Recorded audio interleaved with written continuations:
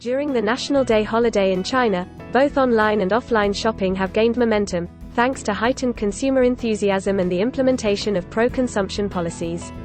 According to China's Ministry of Commerce, during the 7-day holiday, various pro-consumption activities have been launched nationwide.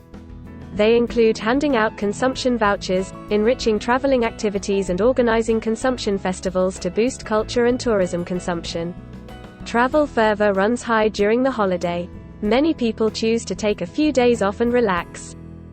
很有意思，还了解到了中村浓厚的鲁上文化，推荐大家来玩，是一个很好的打卡地。According to a domestic online travel agency, bookings for trips during the holiday through their platform increased by over 87% from September 11th to 20, compared with the previous 10 days.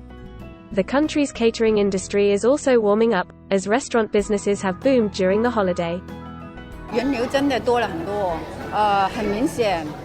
特别今天是国庆节嘛，很多人喜欢去夜宵嘛，个人都是选择晚上出来逛一下，吃一下顺德美食啊。According to data from Meituan, restaurant reservations via online platforms increased by 87.6% compared with the same period last year. Sales of home appliances have also soared, fueled by subsidies from local governments and generous discounts offered by e-commerce platforms.